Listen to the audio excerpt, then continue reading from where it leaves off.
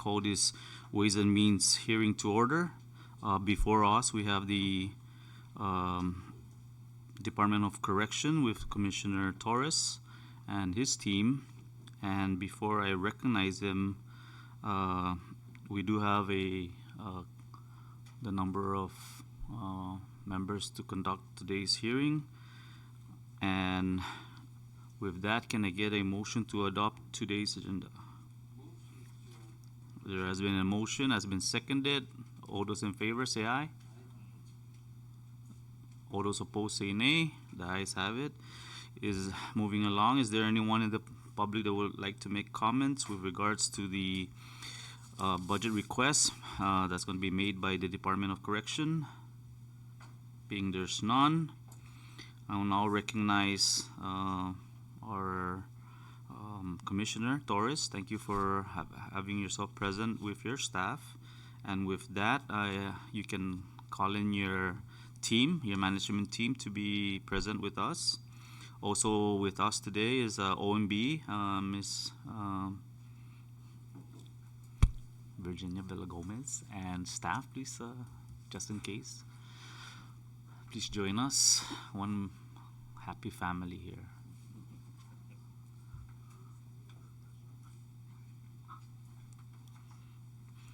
And with that, thank you again, Commissioner, for having yourself made available today and your busy schedule. I know you have a lot of stuff to do out there. And with that, I'll now recognize you for your opening statement. Thank you.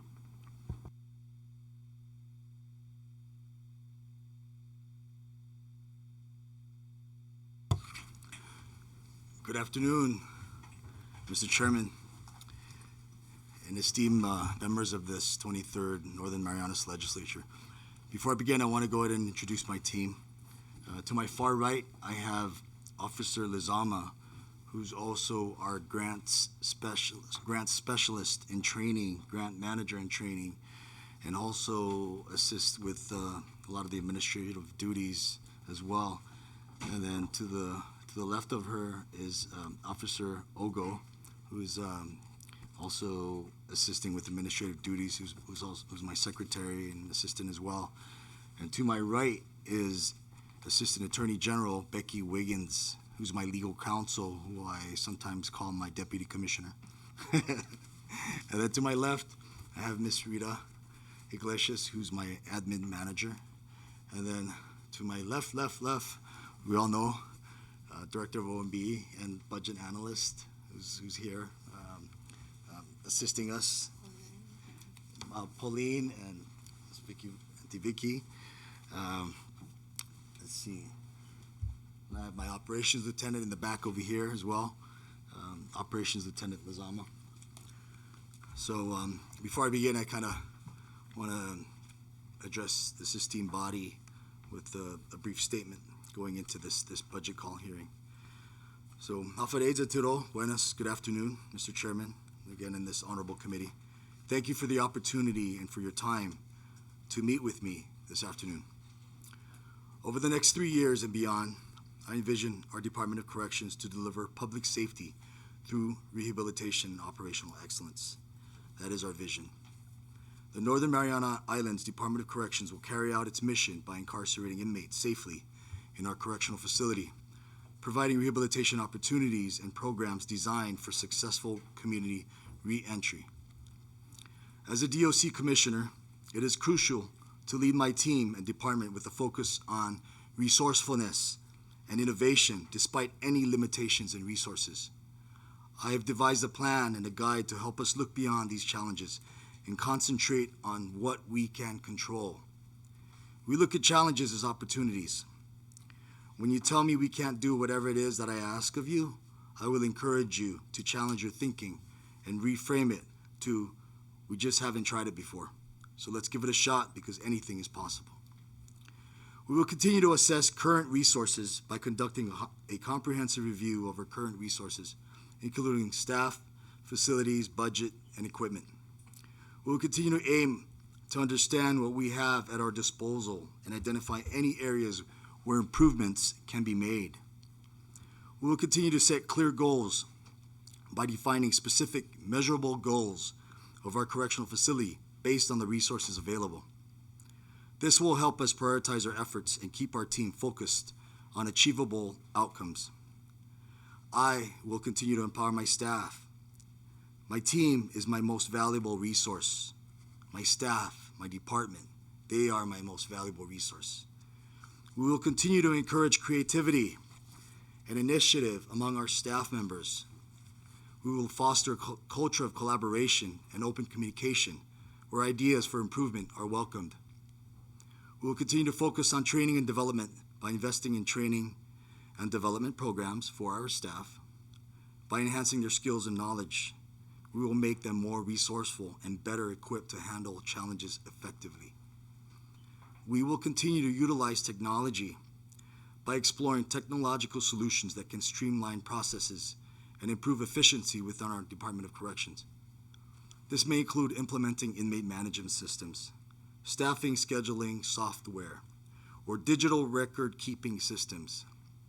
We will continue to foster community partnerships by forging these relationships with community organizations, educational institutions, and other agencies to leverage external resources. Collaborating with external entities can help supplement our internal resources and expand our capabilities. We will be committed to fostering a culture of continuous improvement within our correctional facilities.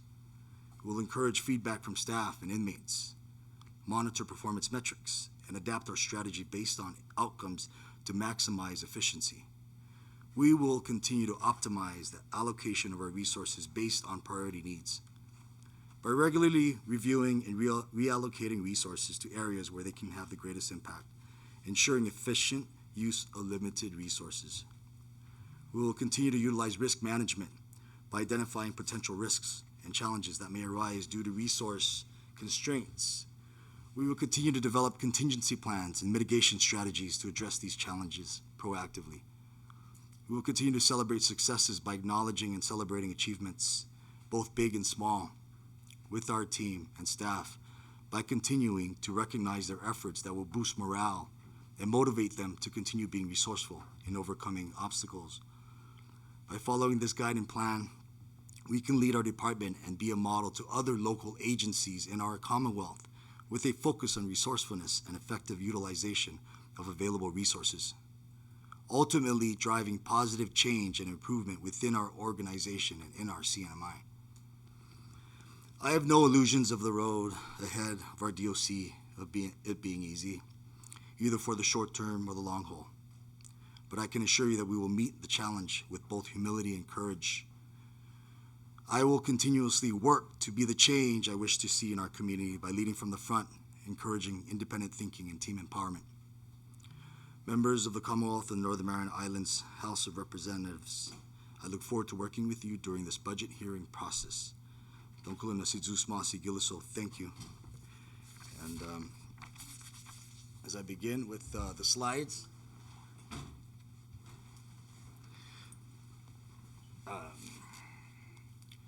so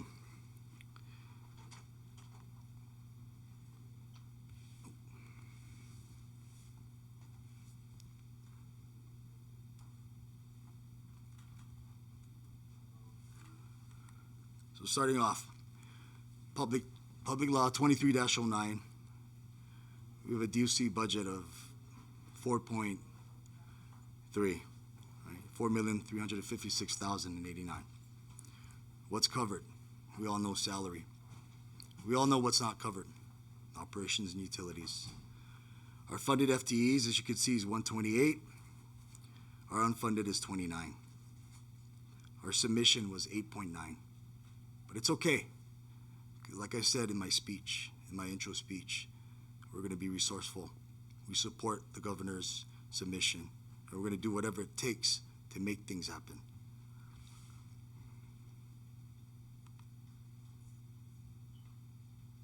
So effective leaders know that resources are never the problem. It's always a matter of resourcefulness by Tony Robbins. I want to say that my staff and my team has been very resourceful in coming together and working together to find ways. We were finding ways to be innovative, efficient, proactive.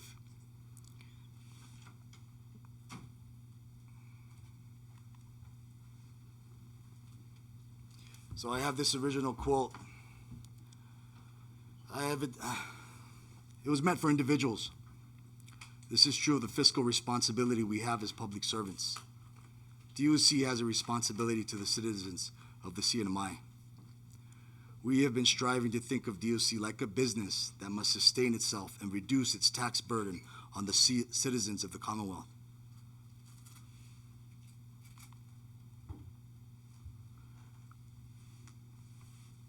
So what to expect from this slide? This little slide presentation with you guys. Recent wins, challenges and solutions, initiatives in process, proposed initiatives, requests for support.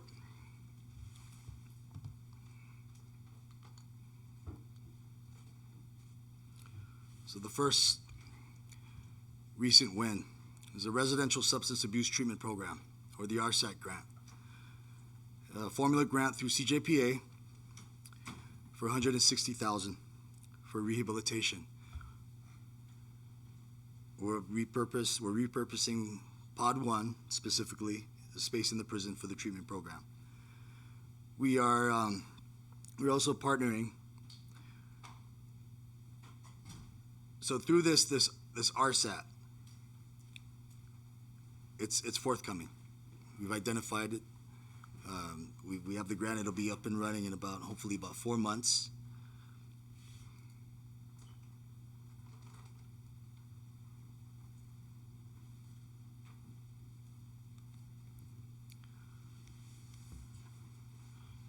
And one of the other recent wins is the renovating of the JDU. I know most of you folks have been out to the soft opening of our JDU. It was made possible by the SNILD appropriation. There was a huge part of that with SNILD providing $60,000 to renovate the juvenile detention unit. We repurposed the DPS CIB space.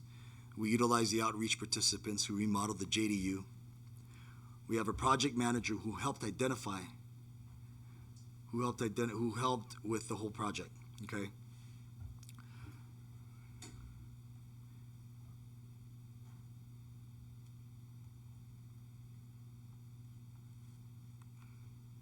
Sorry, I'm doing both of these at the same time. I'm trying to sink in as I'm going with it. So, while renovating the JDU, a challenge was needing air conditioning units for the newly renovated space. DPL generously donated a large amount of working units, so that saved us thousands.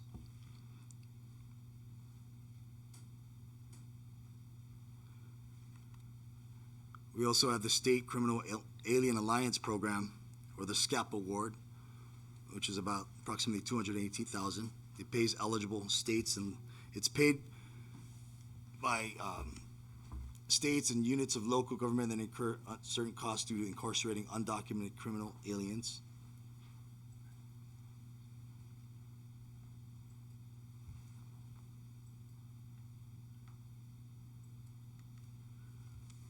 We are authorized to hire 2 nurses, which is going to reduce the demand on ER, on the emergency room. It's going to prevent unnecessary trips off-site.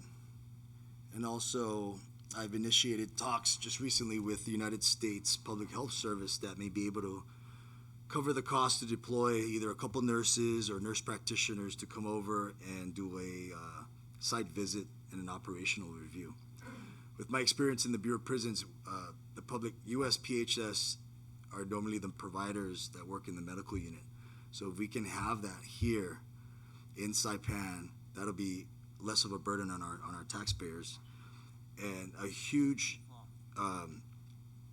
piece to that's going to fit with this is we have federal inmates. So it's worth looking at. All right, we're all the way out here in the Western Pacific. We have immigration, customs enforcement inmates. We have Bureau of Prisons inmates. We have U.S. Marshal inmates. So it's worth looking into, and that hopefully we'll see where that goes.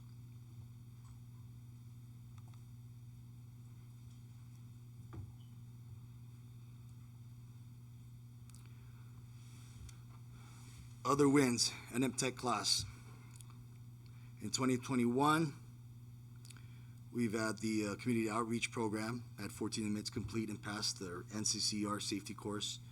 And in 2023, we had 9 inmates complete and passed electrical levels 1 and 2 courses.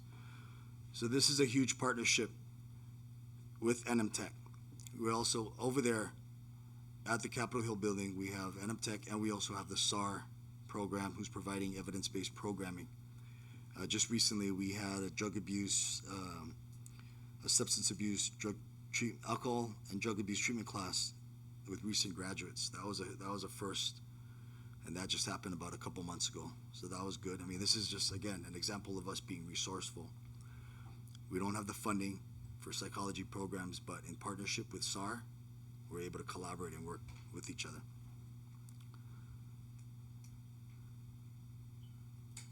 Another recent win, some of the outreach. I know many of you know about what they've been doing. I mean, you see them out in the media, you see them in social media, you see them out. Just recently we had, over the last holiday weekend, there was a lot of trash on the road. They worked for half a day picking up about 3 trailer loads full of trash. We weren't going to wait till Tuesday. We took action. These are the kind of things that my outreach is doing. And as you can see, another one is with the Monomco Center. They renovated the male restroom. They've also cleaned up illegal dump sites across the island, specifically Coral Ocean Point.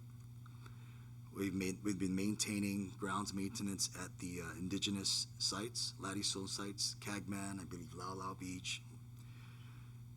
We are at 99% complete with the Montepocho railings. And that was, again, another partnership with SAR. They had a bunch of these, the fence poles that we utilized. We took the initiative and went ahead and replaced them because the old ones were all rusted and dilapidated, and it was providing a hazard. I mean, gosh, our tourists go up there. That's one of the first few spots they're going to go. So we decided to tackle that. That's about 99% complete. We just got to finish up some paint touches, and we're done. We're looking at revisiting the Marpi restrooms, specifically the Bonsai restroom and the Last Command Post restroom. I'm aware that there's grant funding to renovate those restrooms, but 6 months, a year is a long time before we can get operating restrooms. So we're gonna do minimal repairs, and hopefully we can get some assistance with the materials to get that going. That's another thing that we're gonna revisit. We've also assisted the Coblerville Youth Center as well. So just for your awareness, I know for the last year, we've been doing this for free. We've been doing countless of these services for free. However, we can't sustain it. We can't sustain it. We can't keep doing it for free. So we are exploring creative strategies to help sustain the program.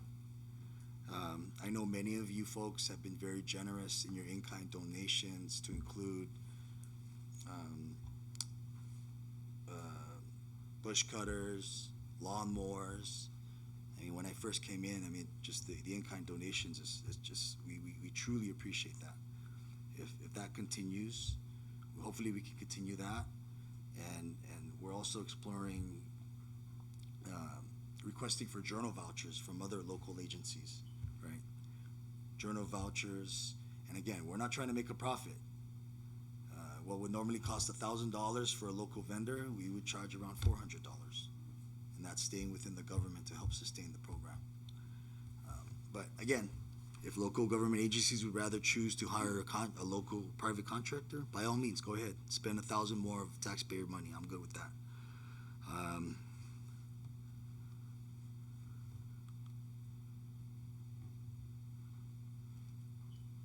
Right here, I covered in-kind donations. So, another creative way that we're exploring to capitalize on some of these grant awards okay, for the renovation or grant awards that are being awarded for renovation and construction work in the local government. As an example, we use a case example with DFEMS, right? If DFEMS received $2 million to renovate a few of their buildings, rather than hiring local contractors, I get it, we want to pour money back into the businesses, right? But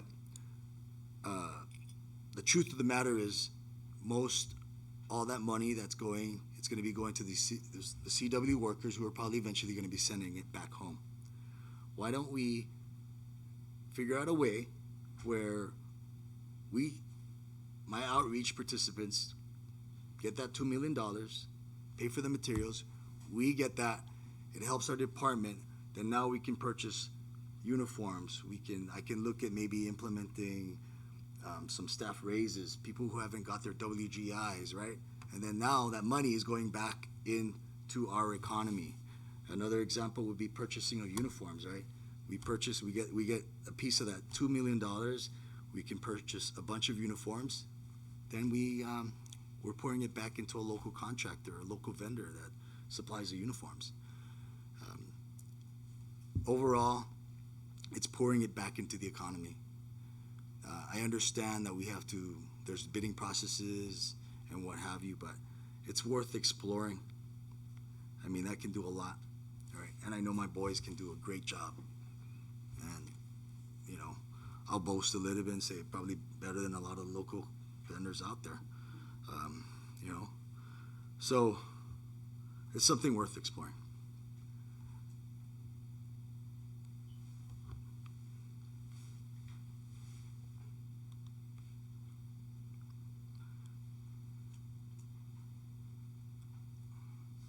Another initiative, Farm to Table. Just recently, been in talks with DPL, and we were able to identify about 38,000 square meters of land in Cagban. We're in the beginning of stages of repurposing that and deeding it over to DOC that will be utilized for farming. It's land that's sitting there that's not used, okay? The food produced could feed the inmates and reduce costs. Through the partnership with MTech, this Farm to Table program can be implemented, okay? A good example is Maine Department of Corrections. They have a great Farm to Table program. I'm good friends with the commissioner out there. We keep in touch a lot, and we want to replicate what they can do. We are about a fourth of the way there. You're looking at things like all things culinary, apprenticeship, working with the Department of Labor, baking program, garden programs, and then again garden programs with partnership with Crease, chefs in prison, standardizing recipes, menus. Like I said, we're a fourth of the way there, with so much opportunity for us to grow the industry within DOC. To successfully carry this out, we need to plan it out strategically by creating an inventory of our current assets and identify what we need.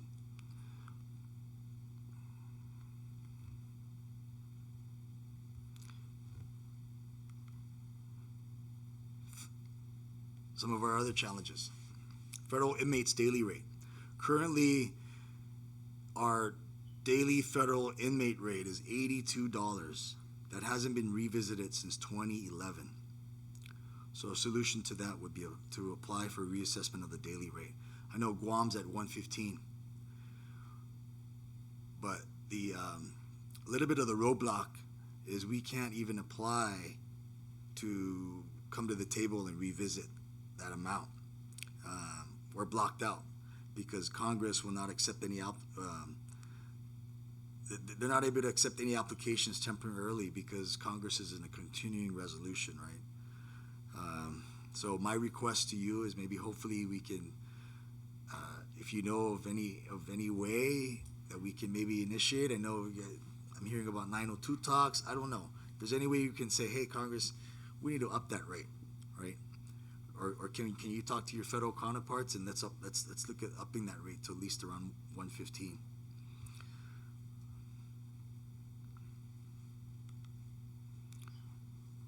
Staffing levels. It's no secret. Our staffing levels have declined. In January of 23, our staff total was about a 127. That's when I came in this role.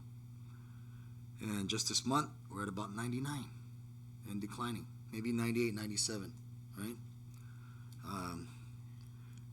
The fact of the matter is the major part of this is because I'm addressing corruption in the department that has led to prosecution, firings, okay, and firings. So it's no secret. I'm cleaning house.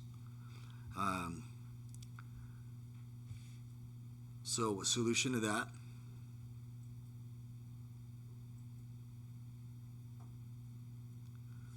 one of the challenges with that, of course, is fewer staff leads to more overtime and burnout. I'm aware of that. A solution, an academy.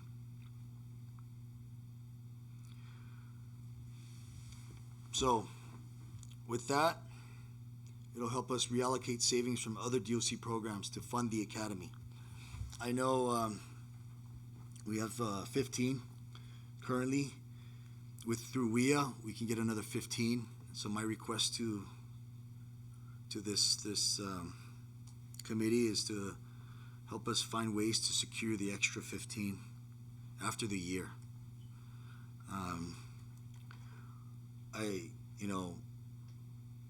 That'll be not a great scenario, right? After a year of the academy, and then we don't have no funding. We got to let the 15. I don't know how we're going to figure that out. It's going to be a mess. Right now, we're probably looking at it going up to 20. So with WIA, 20, an additional 20. So just finding ways to allocate funds to secure that 20. If that makes sense. So that's my ask.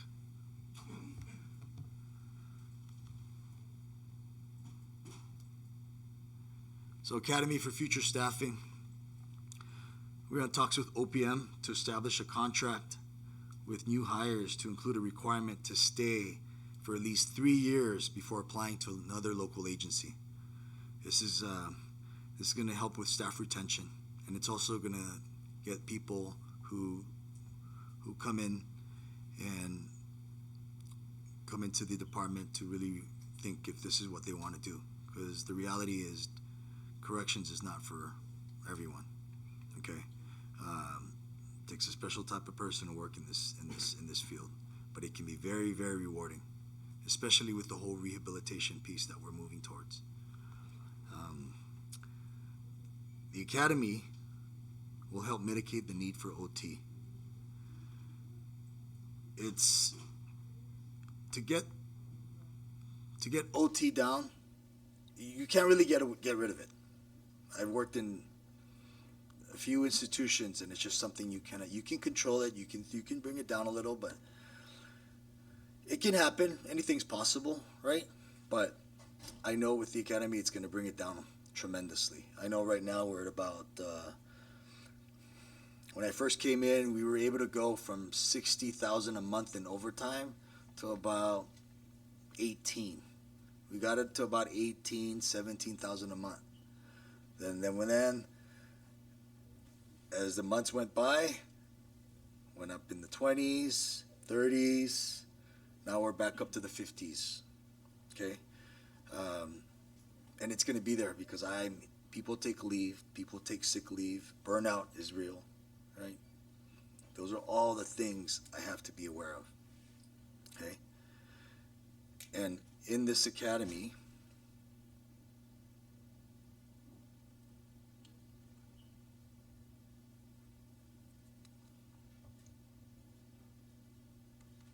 so with this academy,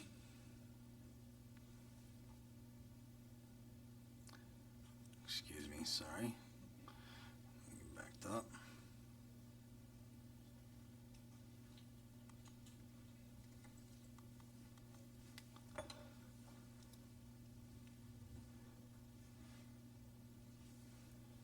So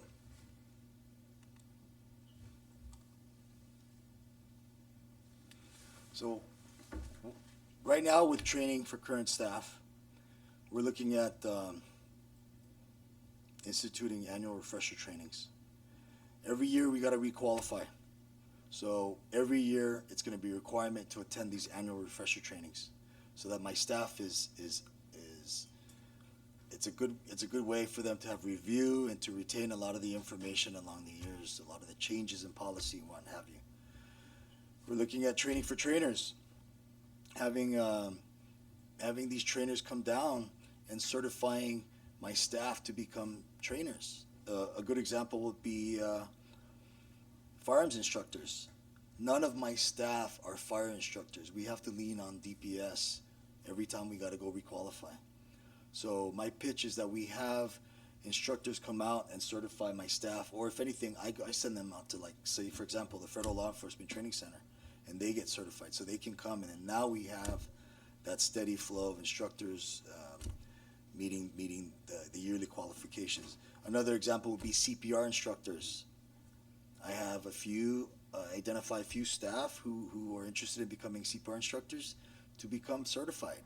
So then they now can do that during the ARTs, right? Training for mental health. I know CGC's been reaching out, and other local agencies who want to give back and help DOC. I know we want to implement them into the ART and into the academy as well. Wellness programs. That's I'm in the beginning stages of setting up a wellness committee. An example would be having CHC come down and talk about oral cancer, or Laddie Built come down and do a try to recruit some staff to go to the gym at a lower cost. I guess with the more what do you call that? People who are enrolled, it'll drop down the enrollment prices. I know DPS Commissioner Macronis and I are in talks to maybe do a joint collaboration with that. I mean, the more enrollments we have, the less our staff will have to pay. Well, we're also exploring taking a look at the child care services. Right? I know Nauru Building has a child care center. I know child care is a big thing here with my staff, with needing to get people to care for their children as well. If we can look at that and look at discounted rates.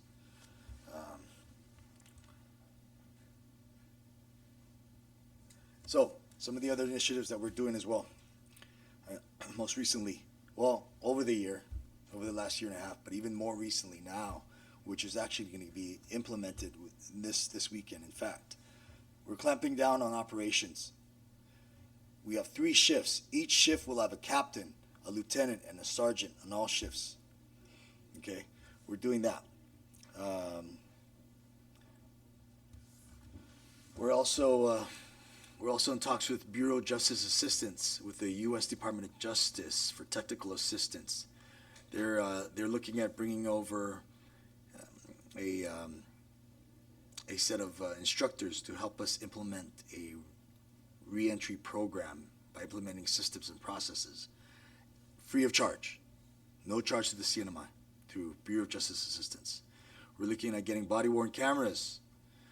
There are grants out there for getting body-worn cameras, and it's something that maybe we can, if it was a joint application with, say, DPS, we could get DPS and maybe customs in there as well. And then I talked earlier about public health service.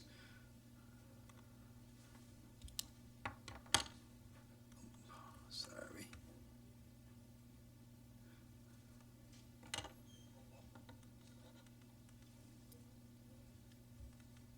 Okay. So some of the things that we're doing right now, we're boosting staff morale and retention. Some of the things we've implemented is recognition and reward programs. So now we have an employee of the month. We select an employee of the month, whether they're an officer and an admin staff. They have parking. I've given up my parking in the back for the employee of the month. They get $25 commissary from the local store that we have at the institution. They have a certificate. They have their picture up in the front lobby. What else? Am I missing anything, team? That's about it. Yeah, and we're looking to expand on that. Professional development, open communication. We have a committee. I know for Correctional Workers Week, we'll call it an employees committee, right? These guys are getting together, raising funds now for next year's Correctional Workers Week. Okay, we had it at the Lighthouse banquet. I mean, they were able to raise a few $1,000s. We're starting to raise for next year's shoots. It might be at the Kensington. Who knows? But this is it. These are the things that we're adding, right? And the staff are coming together. They're coming up with these different committees, and it's about empowerment, right? We're looking at work-life balance. I touched on wellness programs, team building activities, and then fair policies and procedures across the board. So, going on to utilities. High cost of utilities, 24/7. Some of the solutions we have in place, we've been awarded solar arrays from Kilili. He gave us about $1 million, and then $500,000 from Department of Interior. That's forthcoming.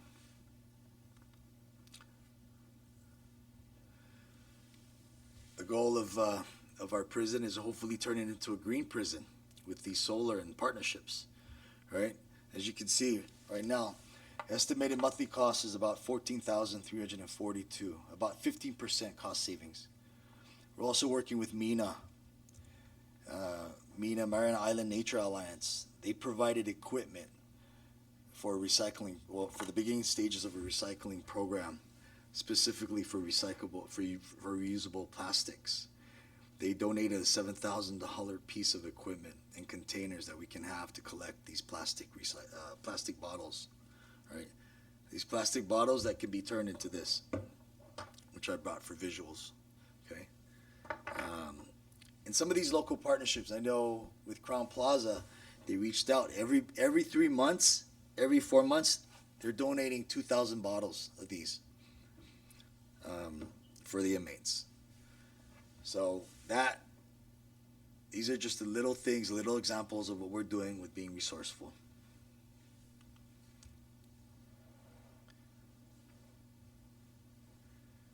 Cybersecurity and IT, another challenge. We have a declining server infrastructure. Okay, CJPA, this is a little typo. CJPA awarded $25,000 to help upgrade our server. This is only a small fraction of what we need to secure our systems. So what graduated from there was looking into applying for a criminal justice information system grant, which is approximately $4 million. And it'll be data sharing across the NMI courthouse, DPS, and DOC, and probably a few other local law enforcement agencies. It's a way. I know I used the example where if the police pulled you over, they ran your ID, they would know if you came through DOC, or they would know if they had a warrant out for your arrest from California or Arizona. They would know right off the bat. It'll help us also with implementing a jail management system and addressing our server issues, right?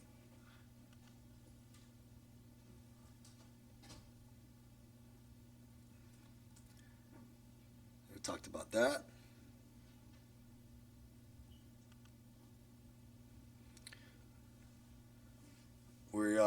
We have some of the initiatives in process. We have 3 ongoing major projects through CIP. The installation of sprinkler systems. We have a new HVAC system that's forthcoming, and we are upgrading and expanding our surveillance cameras. So currently we don't have cameras outside of we're very limited with outside of the facility. We're going to have it all around. And we're going to have it in a lot of blind spots in the facility, in all sections, to include all the sections. And we're also going to update and rejuvenate all the cameras in the control center. So it's going to be beefed up, and that's going to be happening in about 3 or 4 months. So we have all 4 projects that are continuously ongoing right now. And I had to hire a project manager. I had hired a project manager because the person who I had in charge was hemmed up. I had to remove him, and it was a very, very integral, key position that I needed to get. And this is he's a project manager that I contracted. I'm actually working on his contract instead of POing him every month. But the things that he's doing, everything happens for a reason, and I'm very grateful to have him. And he's helping me oversee all these projects. He's also an OSHA instructor, so he's helping me ensure that OSHA requirements are being met in our facility. Because as you know, Guam recently, I forget, a company in Guam got fined a couple $1 million. I don't want that on my watch.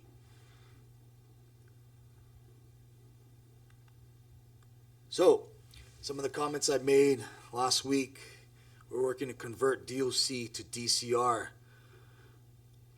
which stands for the Department of Corrections and Rehabilitation. So DCR isn't just about housing inmates, it's about helping them integrate back into society. This would include incorporating parole as part of DOC, which would remove potential for corruption and conflicts of interest. It'll help promote transparency. It'll create a more holistic rehabilitation process. It'll create operational and decision-making efficiencies. It'll improve marketability for additional grants as well.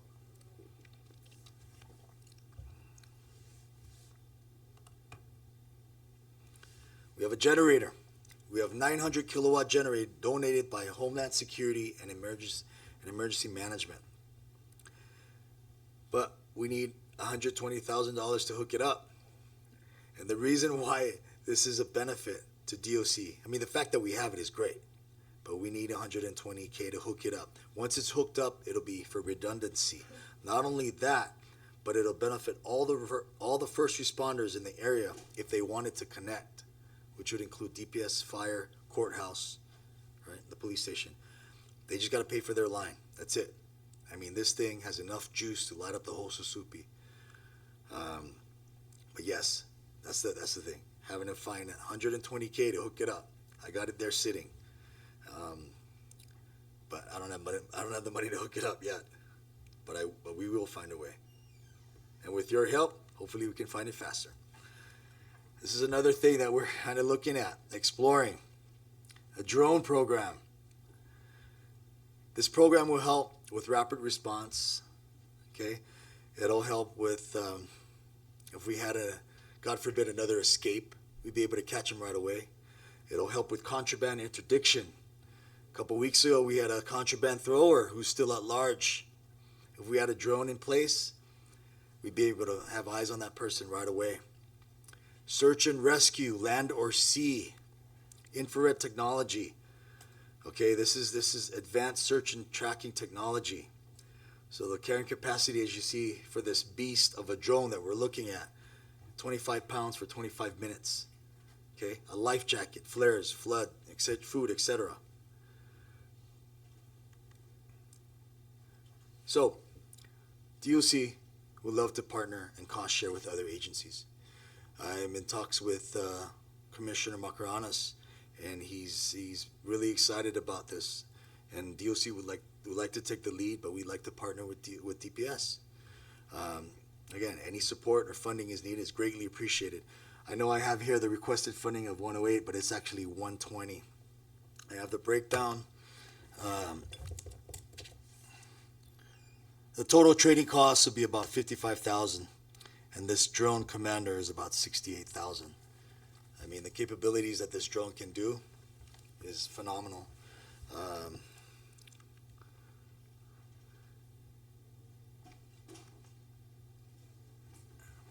And then we'd like to name the drone program, if we were to have this drone program, the Bradley drone program, after the defunto Bradley de los Santos, the teenager who was swept out to sea out in Tank Beach. If we were to have something like this in place, we would be able to deploy it in 10-15 minutes to where hopefully he was at, drop that life jacket, and then wait, and then now it's all about waiting an hour and a half for for the boats to get to the individual. I mean, we have a lot of these happening every year, every 2 years. It's time to take a look at these things that we can do to be ready, right? We want to be ready. We want to hope for the best, and we want to prepare for the worst.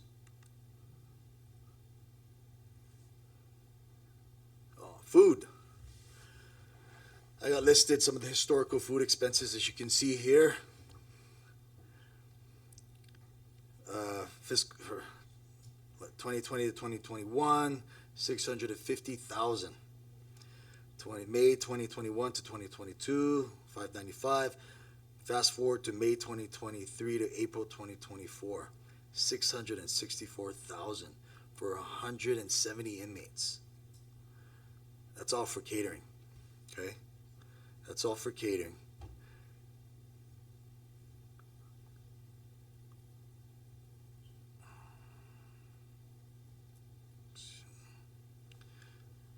So the current cost inmate, the current cost per day for an inmate to feed is about $10.39, right? $10.39, $11 with the catering.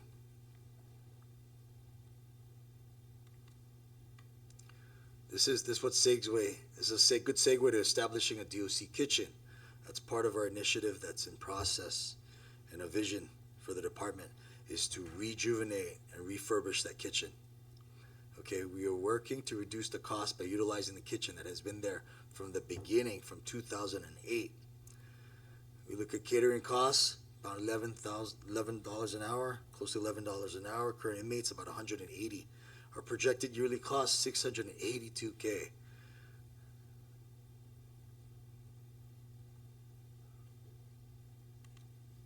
So by establishing a DOC kitchen, our cost comparison, catering costs projected to be at $682. Like I said, if we set up a DOC kitchen, cost will be about approximately $472. That is a $210,000 savings each year, right?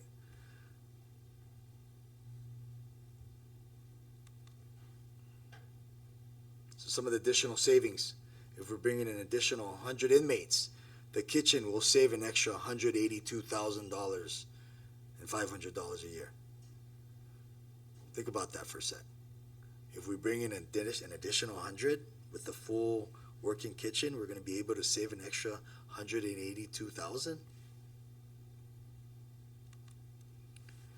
Establishing, funding is in process. We're confident that we'll be receiving a $400,000 maintenance assistance program grant. We received feedback that our grant was well written and will likely be awarded. Being optimistic here. Bringing in, and part of the plans again is bringing in, I'm looking to bring in a retired federal warden and food services administrator to consult, to help us implement systems and processes for this kitchen. So DOC should be able to reduce the costs by more than 30% by running the unused kitchen.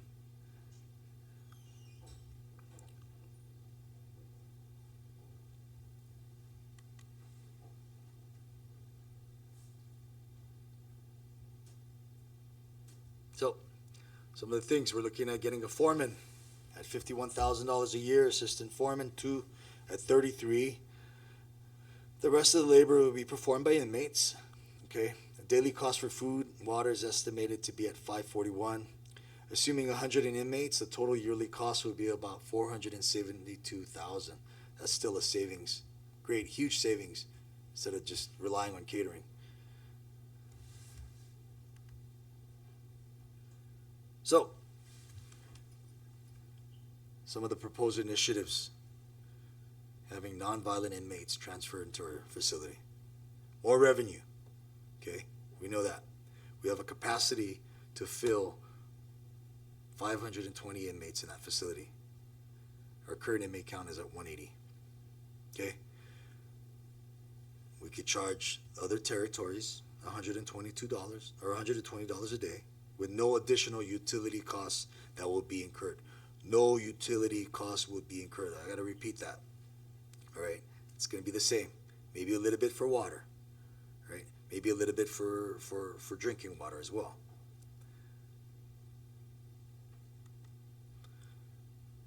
When the kitchen is up and running, the revenue to the CNMI would be even higher, 4.18 million. Right? A little bit more. So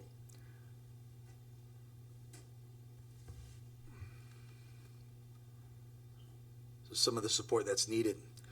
Nonviolent inmates will allow us to support other programs, rehabilitation, reducing recidivism rates. So my request to you folks is bipartisan support in accelerating a slight adjustment to the law which would allow inmate transferring. So to summarize, DOC has been extremely resourceful with a reasonable amount of support.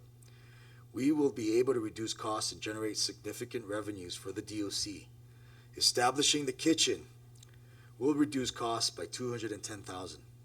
Adjusting the law to allow the transfer of nonviolent criminals would increase our revenue by another $4.18 million.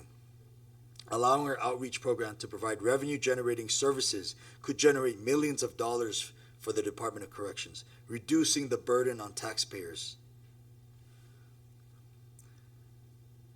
I thank you for your time and support and listening to my presentation.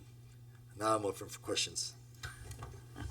Thank you, Commissioner, for the very, very informative presentation. I think our work's done. No more questions. I think it's all been answered. Did I answer all your questions? Just before I recognize Rep. Castro, just to clarify, I did count the number of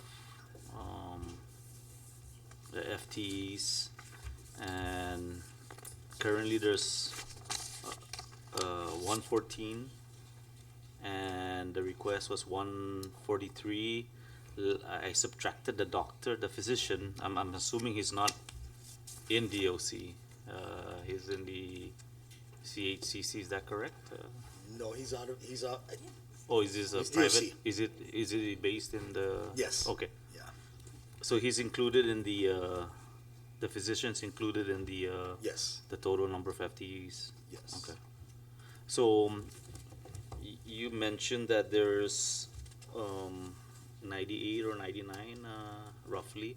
So we just need to identify the ones that are not currently, I guess, that's in the list that are not, either they're leaving or has resigned, and so that one we can discuss at a later time with regards to which are they. I don't want to publicly say it, those employees. So just so that we know where we're at, and then that's something we can sit down with the OMB, because we know that your special fund is at a little over 100,000, so that won't even cover the food for the inmates, and I don't notice any grants that, aside from what you've mentioned, that would cover the food aside from the special fund. So that's something that I guess maybe OMB can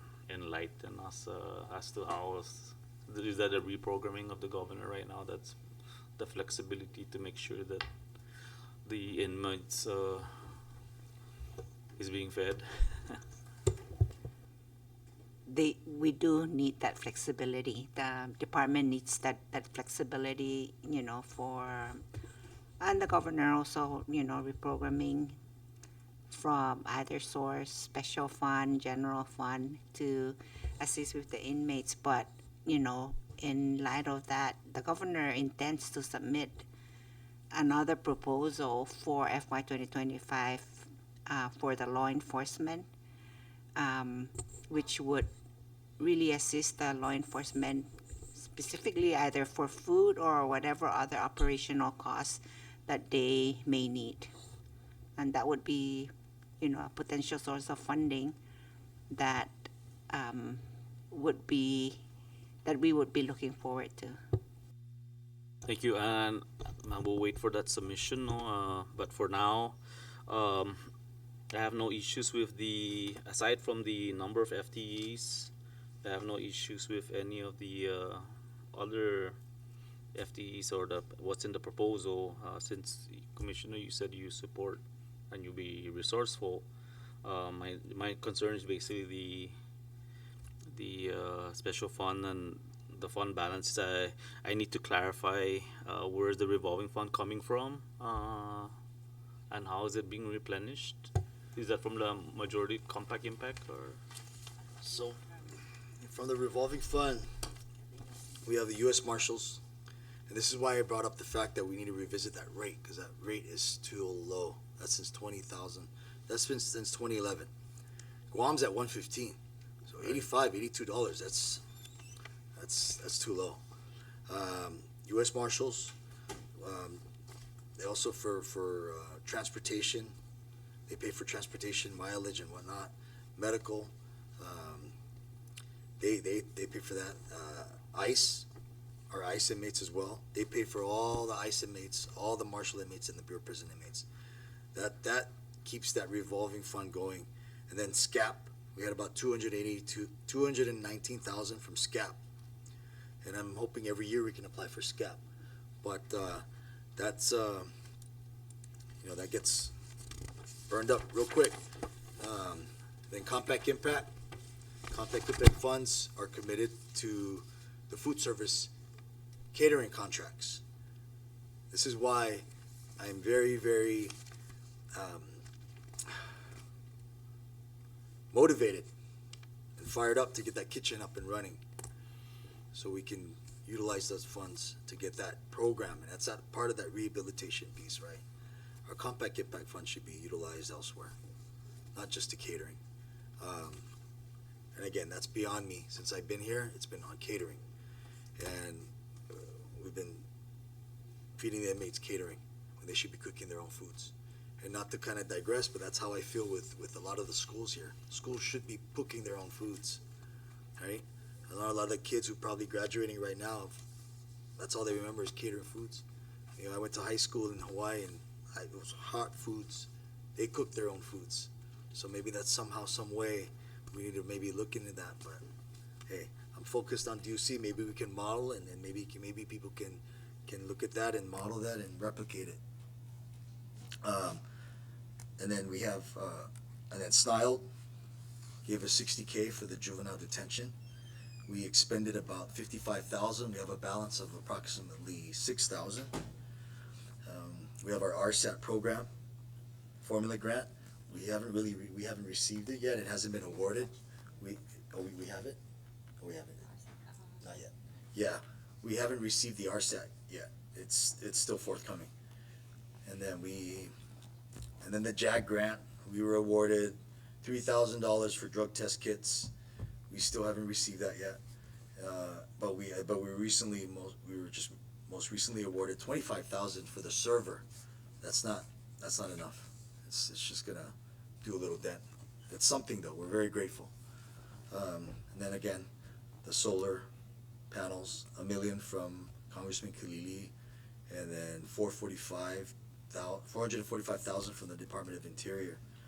That's forthcoming as well, right? So that goes all into the revolving fund. And then also, I know I mentioned kiosks. We're having kiosks installed in the sections for the inmates to be able to do video call, all right, with their families, and they're able to access programming. And for the video calls, that's at no charge to DOC. We have an NIC, a communications component that also oversees the telephone systems. So we get a portion of that into the revolving fund.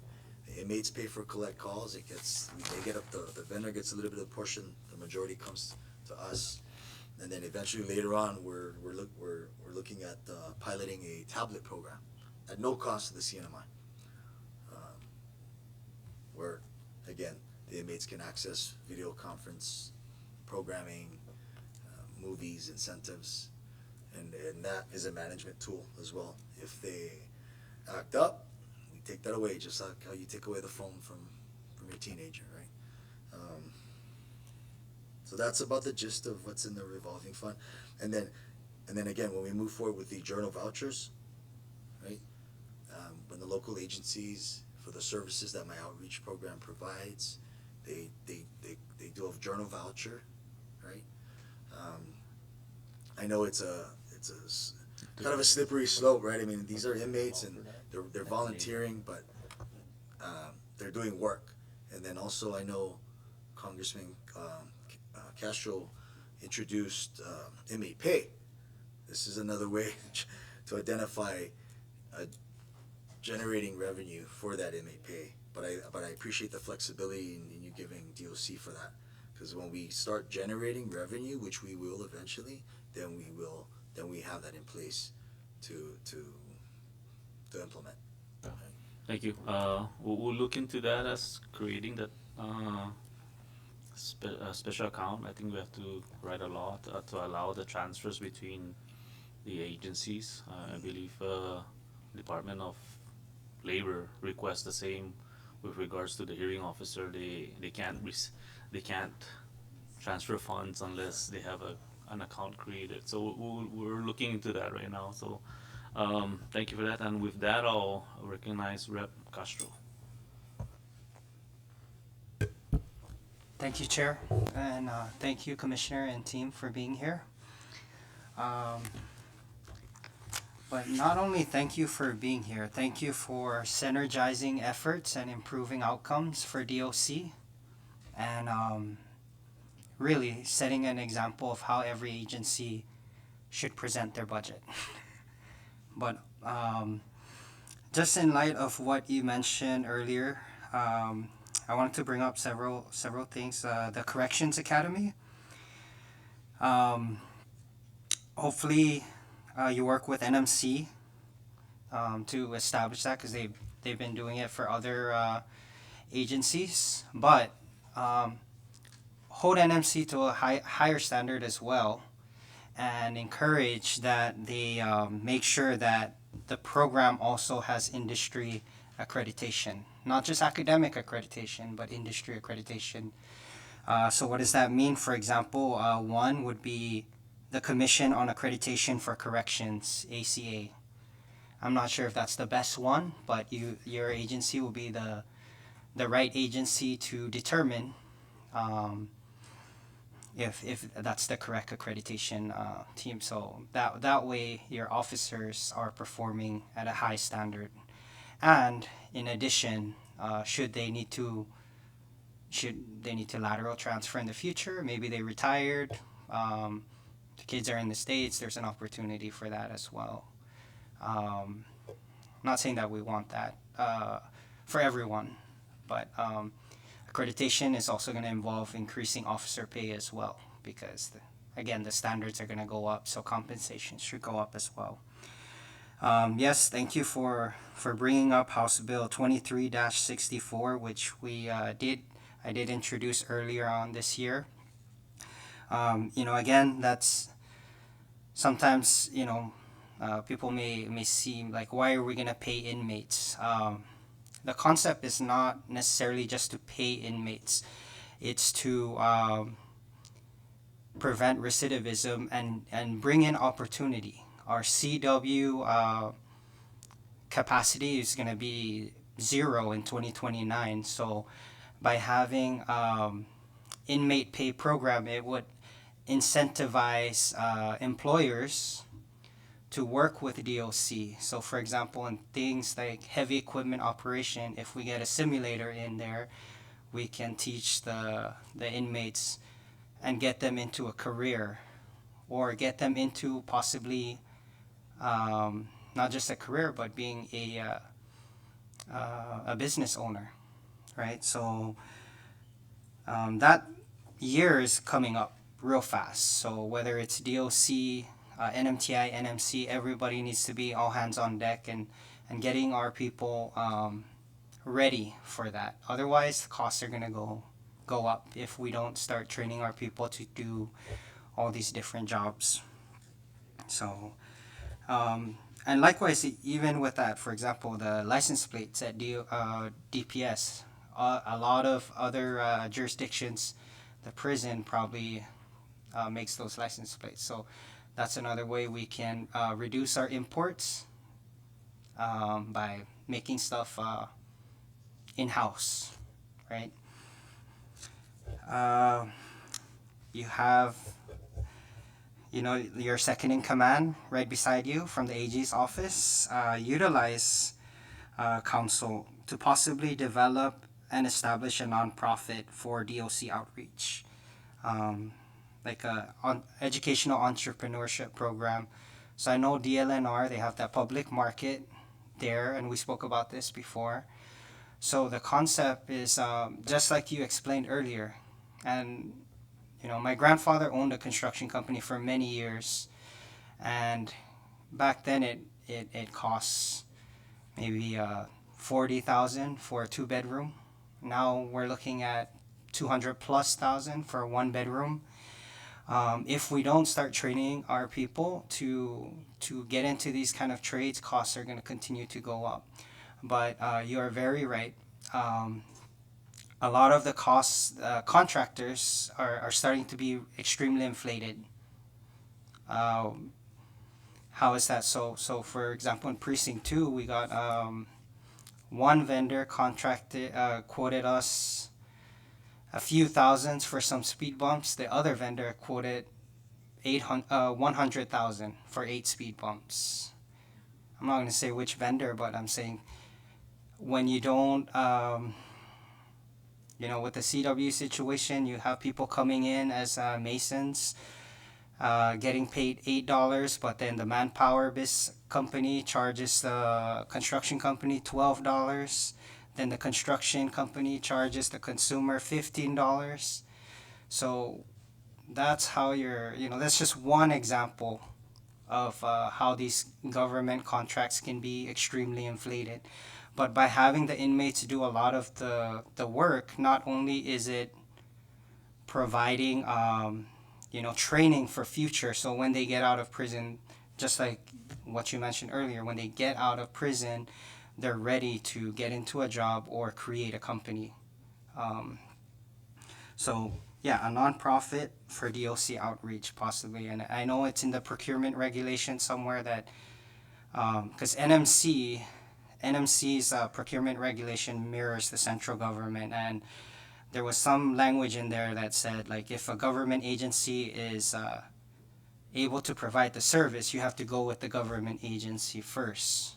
So in essence, if that language is still there, then that might be good for DOC. And we're not saying to replace all the contractors, because we probably don't have capacity for that. But for the projects like fixing the pavilions, doing speed bumps,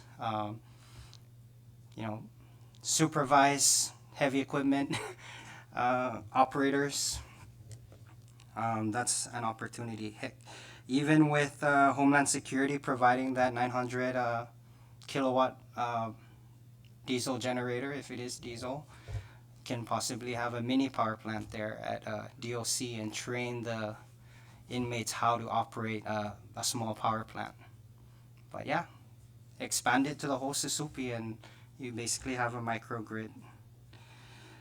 The drone program, I'm not sure if it's the same person we're talking about, but we did try to bring in Mr. Charlie Hermosa from Bella Wings to do a drone program. But, that's the thing. We bring in investors and then sometimes it doesn't work out when agencies are not operating like the way they're supposed to. We got to stop these credit and forget it kind of deals. And when a vendor comes in to provide service, we need to start paying them on time and prompt. But it's kind of hard to, maybe for some, to understand the technology that there is in the drone program. But he came in and provided a presentation here. And having a drone program is a way to also get our people into different industries. It automates some of the processes. So for example, if we needed to check the corrosion on a tower, you can fly the drone and the drone will feed down all the data of which side is rusted, and the engineers can take a look at that. So there's a demand for that, and especially with the military coming in on Tinian and other opportunities, that's definitely an industry that we can get into. The catering, with you on that 100%. But as well as other industries, catering, construction, power plant management, um, train the trainer kind of approach. So if we could bring in these professionals that have been doing this type of program successfully in their jurisdiction and then train our people to continue it. We got to stop all these bringing in a contractor who's going to try to do it and has never done it before, because there's a lot of those contracts out there, and that's what's costing our government. So I just really want to thank you for your proactiveness, and I'm hoping this body will continue to support DOC and other agencies that are really trying to synergize efforts and think outside of the box. Thank you, Commissioner. Thank you, Congressman. And to some of the questions and your comments in the beginning, yes, we will be working with NMC. And I've also once the announcement is made through OPM for the cadets, we're going to be sitting down with NMC again. And part of some of the things that I've asked NMC is, I can't do this for 6 months. I want to do it for 2, maybe even 2.5. Because if not, I'm okay with doing it myself. But they're very open to it. They're open to working with that time frame, because again, in the past it's been 6 months. You don't need to do it for 6 months, and I know that in my experience. But the partnership, yes. Looking into the accreditation with ACA as well, yes, I am in talks. Actually, I met with the executive director when I was in Kansas at a conference. He's aware of my interest in maybe potentially looking at accreditation or roadmap for accreditation for the facility. But I will look at ACA overlapping with NMC. That's a great suggestion. And the trades, the nonprofit for DOC outreach, I know you mentioned that to me, and it's something worth exploring. And as an example, and this is what I was recently made aware of. I know there's a historical preservation office grant for about $6 million to restore a lot of these Capitol Hill buildings. These are local government buildings. Why don't we get an A and E, right? Get that done, get an assessment, and do what we need, right? The beginning part, like how it's bidded out, right? Buy the materials. Hey, $5 million goes into DOC. $5 million. There's a lot we can do with $5 million. There's a lot I can do to retain my staff, to enhance training, right? To implement all these other programmings and not have to worry about funding. $5 million that's going to be replenished and regurgitated into the economy and not be sent out to other countries, right?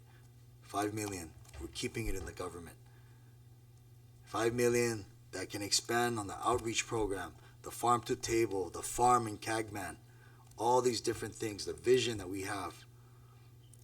Something to really think about. I know I've pitched this to our honorable governor and lieutenant governor. It's something that we need to revisit.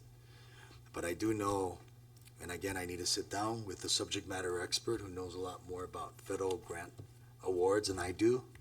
I know there's a lot of guidelines and restrictions in how that money is spent, but I know we can be creative because we have a lot of smart minds in this room. But when you think about it, I know nobody's really thought about that. Because when I mentioned it to people, light bulbs came up, right? But that's $5 million. $5 million that can stay in this economy, right? And it's a huge burden off the taxpayers. So it's something to really think about. The drone program. I know you mentioned the drone program. if this committee were to help me in obtaining that money, we could potentially negotiate in washing the amount that was owed from the beginning. I don't know who dropped the ball. I didn't oversee that. I didn't initiate that. But if we initiate this, I will oversee this, and I will ensure that payments will be made accordingly. I mean, if we got that 120 locked in, we'll be able to wash out that credit and forget it that was owed to make it right with the vendor and the investor. And yes, the sending trainers piece that you mentioned, I know it's nice to get off the islands for a little bit and go to the mainland and enjoy these conferences and trainings, right? But I think we really need to refocus and revisit, given our fiscal situation, and how we can maybe even look at getting these trainers out here and certifying our staff, right? And opening it up to other agencies, so it's not just one agency working as a silo, hoarding all of that, right? Or they don't even do it. They don't even continue with what what the intent was meant, right? This is why I mean, it'll save a lot of taxpayer money by getting our people certified. I know Guam just reached out to me. In fact, the chief of police reached out to me and extended an invitation for fire instructor safety officer training. And I mean, that's the only thing that we cover is travel expenses and per diem. I jumped on that. So we're going to send 3 people to Guam. That's way cheaper than sending 3 people to Georgia or California, right? So, and it's these relationships, cultivating these relationships so that we can be resourceful in helping each other. Because at the end of the day, we're here to help. I'm here to help other agencies as well. I know another big project is Save the Hyatt Beach project, and I didn't mention that in my slides, but the Hyatt project, there's that wooden condemned structure in the middle of Crown and Hyatt that my outreach team and participants demolished. Okay, they demolished it. And a couple of days later, I'm not going to say the agency who was, but they were kind of threatening to cite, right, for not having a permit. And I'm like, okay, so we halted it, right, and we got the permit. And this is a working group, right? We're all supposed to be in this together. Everybody's on the email. Well, we halted, and we waited for the permit. 2 days later, then we got the permit. Then we continued to work. Then we were done. Somebody was supposed to come back and pick up the debris that was there. But then another agency decided, hey, we're going to cite you. You left debris. But not me specifically, right? Because we weren't going to wait. We just went ahead and just removed the debris when somebody else was supposed to jump in and remove that debris. So if you have those claw tractors or bulldozers or heavy equipment that you want to donate to DOC, we'll take it. We'll take it. And we don't need to depend on any other agency that is slow moving or whatever to take care of things, because we want to get that Hyatt Beach fixed. All right, we already did the first phase, the demo. We want to get to the next phase, and we want to put the boulders in the area where the metal debris is, right in front of the Hyatt bar, and we want to fill it with sandbags, and we want to cover it with sand, repurpose the sand, bring our heavy equipment there, and at least it's a temporary solution because we cannot remove that debris. It is a sore to the eyes, and it is a hazard. So I don't know about you guys, but I don't want to wait around, right? Maybe if we did this 6 months ago, the Hyatt would still be with us, or the Hyatt wouldn't be closing down. So that's where I'm at with that, and I want to get that Hyatt, and my team is waiting, and we are motivated to get it done. You know, we're not going to stop. We can't. This is a beautiful beach. That's at least, this is a temporary solution that could potentially be permanent. So that's where I'm at with that. Just wanted to share that with you and know that, hey, my staff and my team, it's about them, okay? It's about them, and it's about our community. I'm just a little piece of the pie. It's about them. They're the majority. Thank you. Thank you, Commissioner. You have a follow? Yeah, just one statement, Commissioner. I do have a bill that was introduced to eliminate the need to apply for a permit if it's not a new or a new development. So in the case of maintenance, which in that case it's tearing down a condemned building, a permit shouldn't be required. So please come up and give public comment when it comes time to get that bill passed. I believe it's still in the NR committee if we didn't pass it already. Just need to check the status. It might be already at the Senate, but yeah, I do not understand why, you know, even for repairing a restroom, you know, sometimes agencies are saying, oh, you need a permit, but in most jurisdictions, a permit is not required if it's maintenance. So please provide public comment next time. Maybe share your experience. Okay, thank you. Thank you, Rep Manny. Rep TJ or Rep Flores, you have any? Rep TJ? Sure. Thank you, Chairman, and thank you again, Commissioner and team. That was a very insightful presentation, and like Rep Castro was saying, you know, I appreciate how you think outside the box and are finding, you know, so many different ways to be resilient and be creative with what you're given. And we applaud you for that.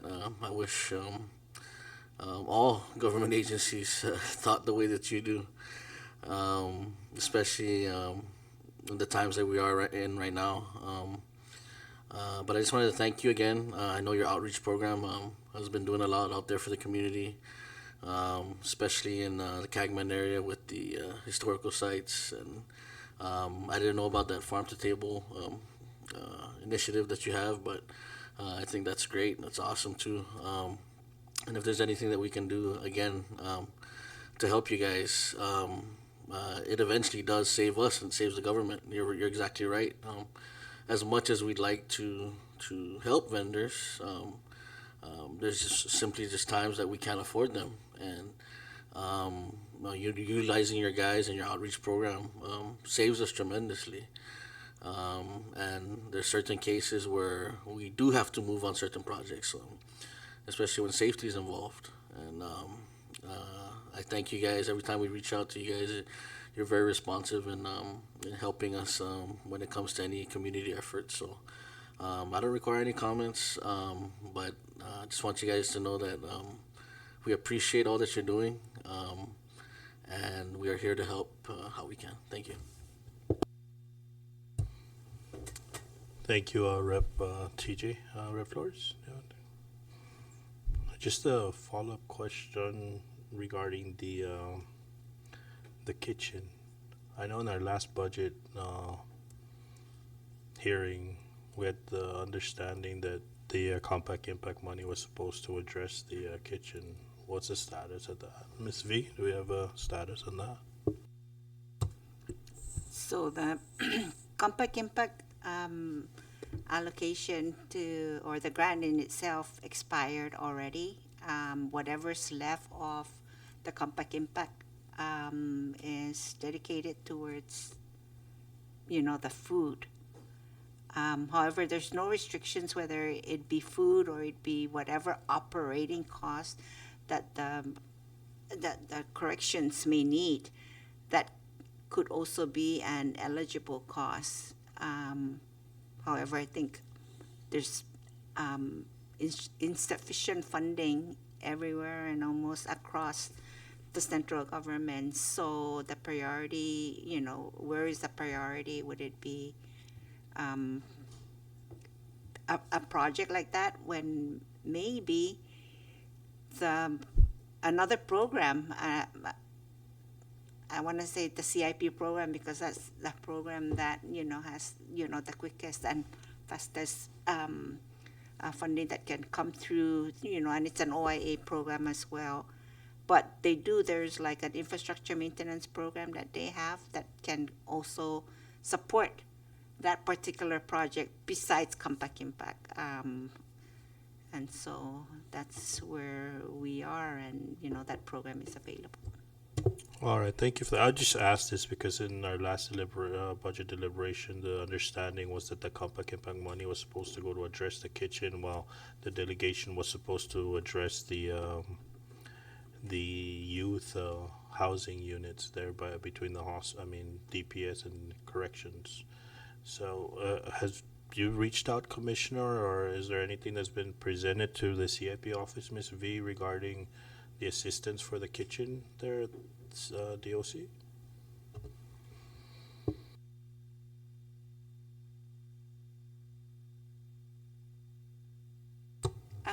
The program in itself, the CIP program,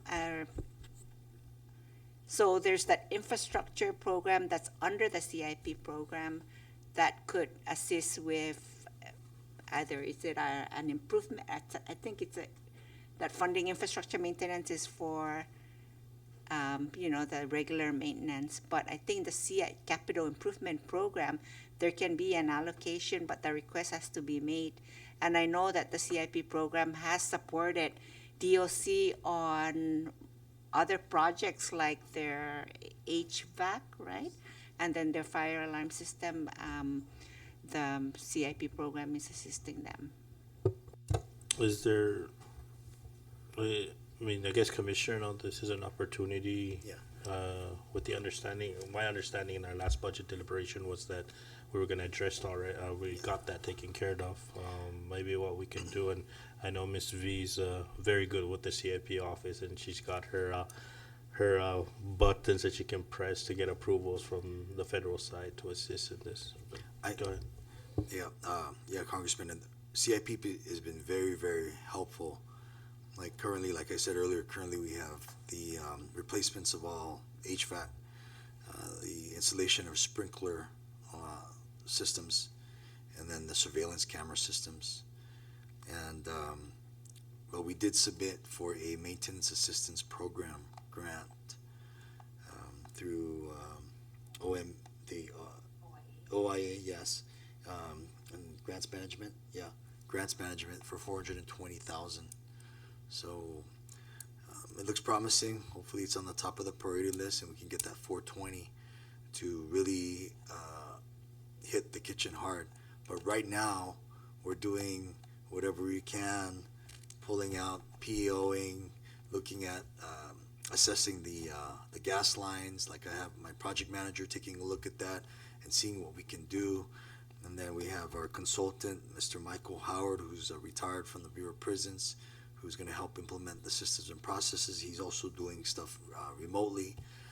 He's excited to come out, but while he's there and we're waiting to get the kitchen at least close to running, he's there for advice and guidance in any way, shape, or form as it pertains to the kitchen. He came from the food service ladder. He knows everything and anything about food service. We sent him pictures. We sent him the whole breakdown of the kitchen, what we have, what we need, and he's been in constant. We've been constant talks back and forth with our project manager, and I've been tracking that as well. So once we kind of get it, and hopefully we can get that MAP grant soon, or maybe we get one of these $5 million outreach awards to conduct renovation in the buildings, and we can program some of that for the kitchen and get it in quicker. So it's just about being creative and being able to pivot and be flexible, but also doing whatever we can in the meantime. But yeah, that's and again, we've been in constant talks with NM Tech also, and they've been a huge partner in helping us devise a plan for that kitchen, even after the kitchen gets up and running. Like I mentioned earlier, instituting a culinary program, farm to table, baking program. I mean, all of that, the whole 9 yards, and then working and replicating what the Department of Corrections in Maine is doing. So this is part of the vision, and it can be attainable. Thank you. Thank you, Commissioner. How much in total funds do you have in revolving on an annual basis? What's your collections, and how many different revolving accounts do you guys have?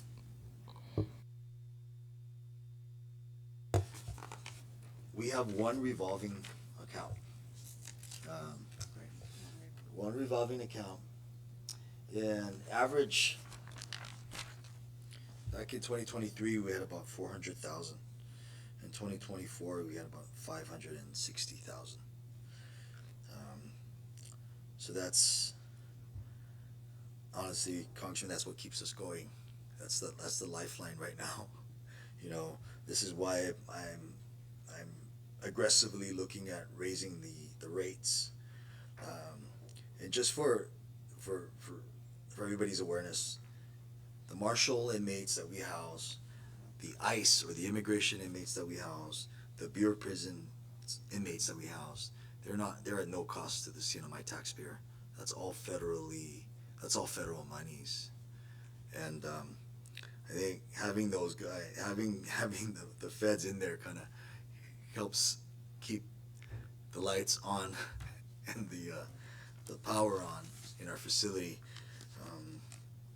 Because I mean, gosh, if ICE wanted to bring a whole bunch of their ICE inmates there, it's already, we're capable of holding them, right? We wouldn't even have to revisit any other jurisdictions. They wanted to send us 200 ICE inmates from Hawaii. Why not? Right? I know once upon a time, you had ICE that came out here and they were looking at the facility to be utilized to house a large number of ICE inmates from Asia. I don't know what happened to that. I just know that it didn't come out the way that it could have been great for the people, for the Commonwealth. So that's where we're at. Thank you. How about federal grants? How much in total? And how many grants are you receiving? We don't. Again, these are grants that we just are getting. We haven't even. We got awarded. We got the award letter, but it's not in our account. So we got the solar PV installations. That was $1 million from Congressman Kilili. It was earmarked. Okay, no, but what about the direct grants? Oh, like direct the grants. CJPA. I guess you guys get a cut from CJPA. Oh, so for whatever. CJPA, the RSAT is the main big one. That's specifically for the RSAT unit. The JAG grant, Justice Assistance Grant, in 23 it was 3,000. For 24 it was 25,000. And mind you, before 23, before I got into this role, for so many years, DOC never got nothing, not even a penny from JAG, which is baffling, to be honest, because a lot of departments lean on corrections. So it wasn't until, especially this last time, where I had to really advocate hard to my colleagues in the council that 25,000 out of 200,000, right? We got to get 25 out of 200. But I had to aggressively advocate for that, so that we're not unfortunately we're not like other local agencies like DPS who has a lot of these grant opportunities. But I know that the request from corrections, not just today, but in a previous public comment during the last session, you had mentioned regarding the change of name would allow Yes. corrections to be able to apply for other grants, correct? It would I don't know if it would allow for marketability more purposes. Like there's a shift. It's a paradigm shift that's going on, right? And Hawaii just did it. They went from Department of Public Safety Corrections to Department of Corrections and Rehabilitation. I believe California is DCR as well. There's a few states. So could it? Yeah, it's going to enhance the marketability of maybe obtaining more rehabilitation grants, like specifically reentry. Now with parole coming, hopefully coming under the DOC, that would even avail us to even submit for those.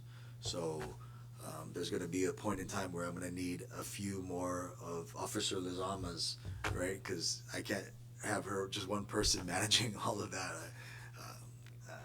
Yeah, I'm going to need a couple of her to help manage these grants.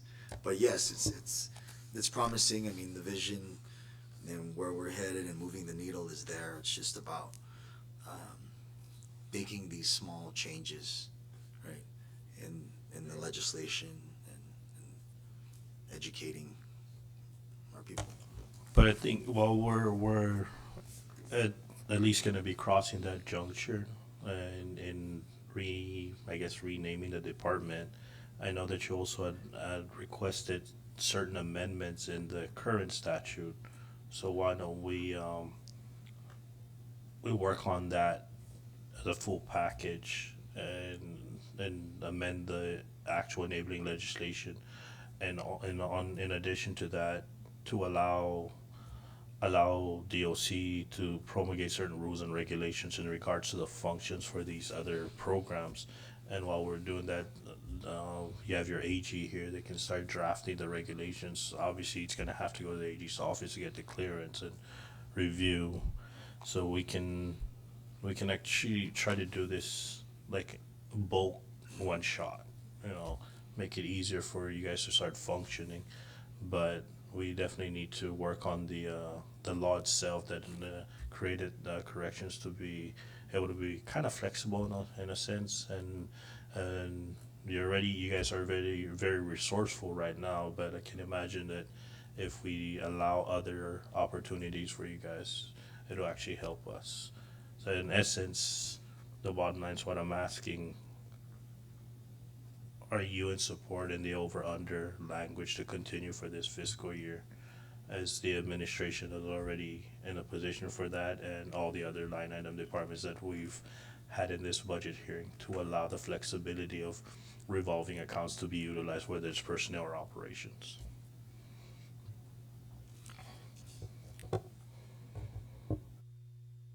Apologies, Congressman. That last piece question, am I in support of that?